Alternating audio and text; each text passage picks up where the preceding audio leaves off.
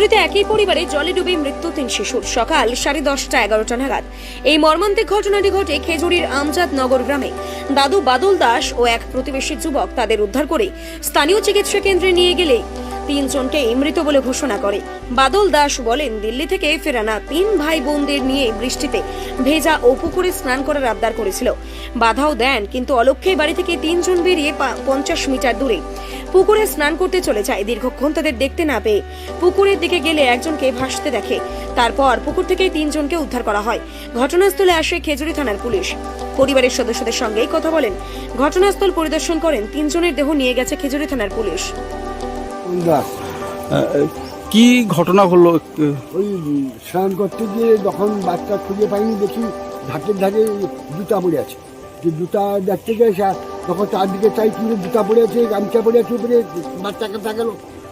তখন একটা মাঝখানের দিকে কালো দেখা যাবে, যে টুটি কথা ধরতে গিয়ে বড়ো মেয়েটা, সে বড়ো মেয়েটা যখন ধরতে, তারপরে আর একটু আগিয়ে আর একটু ঘাটের দিকে একটা পায়ে লাগছে, আমার লাগতে দিলকে পুড়ছে। বড় নাতিরা কি স্নান করতে চাইছিল বর্ষায়? নাতিনিরা স্নান করতে চাইছে। কেন কি দিল্লি থেকে আসছে স্নান করতে, জলে ঢুকবো, স্নান করবো।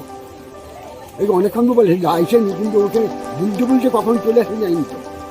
3 জনই বুলছিল, ওইটা কাজু ঘালি তোলে বুলছিল বাইরে। মানে এই বৃষ্টিতে ভিজে পুকুরে স্নান করবে বলেই গেছে। হ্যাঁ। এটা কি সাঁতার জানতো না, গ্রামের বাড়িতে ফেরার আনন্দে পুকুরে গেছিল আর কি। আপনারা কি এটা খেয়াল করতে পারেননি? আমি ছিলাম সেই ভক্ত সিঁড়ি দিয়ে এইরকম ঘটনা আমি যাইনি, যাইতে স্নান করে উঠে বিশেষ স্নান করবো এই ধরো, কিন্তু ওরা যে ধরে নামে পাইবে কে জানে ওর কথা। দিল্লি থেকে এসে স্নান করা বা এই জলে নামার ক্ষেত্রে এই ঘটনা ঘটেছে। স্থানীয় বাসিন্দা। কি ঘটনা ঘটেছে? আমাদের গ্রামের বাদল দাস, তার ছেলেরা এক সেজো ছেলে বাইরে দিল্লিতে থাকে। তো গতকাল রাত্রে তার ছোট মেয়ে এবং স্বামী স্ত্রী বাড়ি এসছে। তো ছোট মেয়েটার বয়স আনুমানিক 10 বছর, এবং আজকে 11টা সাড়ে 11টার সময় ওরা স্নান করতে গেছিল।